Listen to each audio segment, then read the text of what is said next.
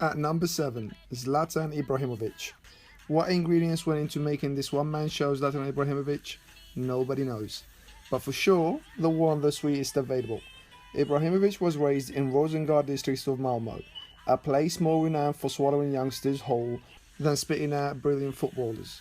The Swedes Bosnian's father was an alcoholic. His Croatian mother, something of a hard case. The pair split up when young Zlatan was just 2 years old. Ibrahimovic was left to steal what he needed, at times.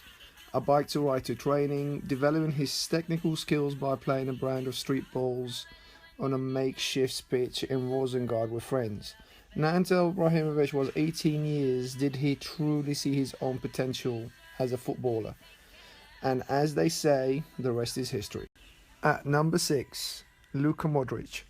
Just looking at the often smiling Luka Modric, one would be hard pressed to glean the pain the Real Madrid midfielder felt in his formative years, spent in a war zone. Modric was only 5 years old when the Croatian War of Independence broke out in 1991, and just months later his grandfather was tragically murdered as part of the conflict. The future Tottenham maestro was forced to live in an imported refugee camp in a hotel with his village occupied, passing the time by kicking a football around the parking lot. Even with danger always lurking nearby, fleeing incoming grenades was common occurrence for the young Modric during his early days at NK Zadar. As the war ended, Modric would eventually rise through the ranks, despite facing rejection from the beloved childhood club Hajduk Split. At number 5, Frank Bilal Ribery. While many professional footballers were raised, told they were destined for greatness, Frank Ribery was forced to grind his way to the top. The tricky winger was forged in the hardball Chemin-Vert in northern France.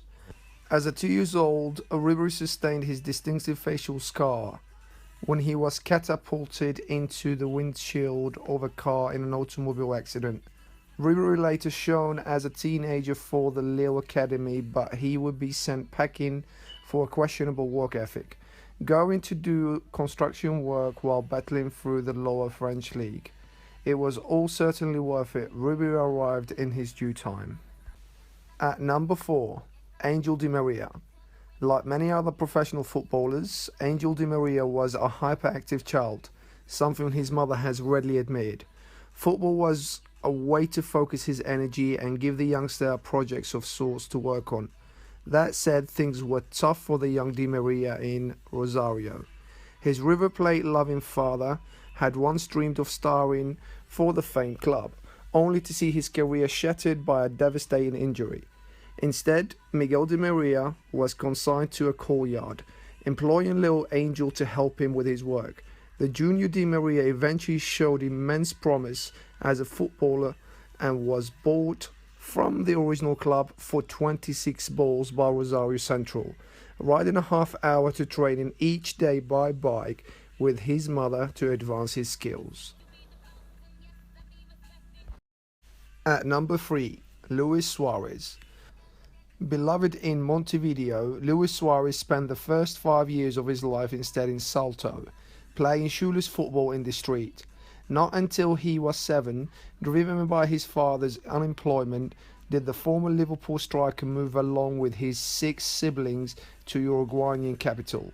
Suarez's family was unable to provide him with shoes to play with, whilst his father left the family behind when the Barcelona star was 12. He struggled for focus during formative days at the Nacional after falling in with a rough crowd, but Suarez has credited the hardship he faced as a youngster for fueling his desire to succeed in football. At number 2, Neymar. Just 4 months into his life, Neymar's mothers and father believed that they had lost their son after a car accident left him bloodied, with the car teetering on the edge of the cliff. Neymar Jr. would become a prodigy, growing up in a camped room in his grandfather's house, shared with his sisters and parents. He used his relatives as improvised goalposts and training dummies to simulate the necessary environment. So meteoric was his rise at Santos that Real Madrid took notice of the then 13 years old, flying him and his father to Spain. But Neymar noticeably missed the simplicity of life at home, returning to Santos to continue his development despite a lucrative offer, and only returning to Europe for good to sign with Barcelona in 2013. At number 1, Cristiano Ronaldo. All the way from the glitz and glamour of his life as one of the history's greatest footballers, despite being far from finished, Cristiano Ronaldo was just a boy from Madeira.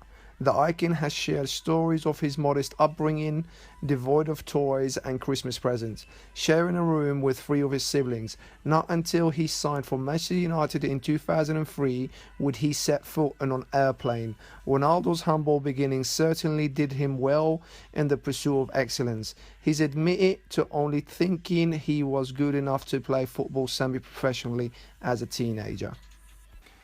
Thank you all for watching. I hope you have enjoyed this video. I do look forward to your comments. Please do share this video and do subscribe to our channel.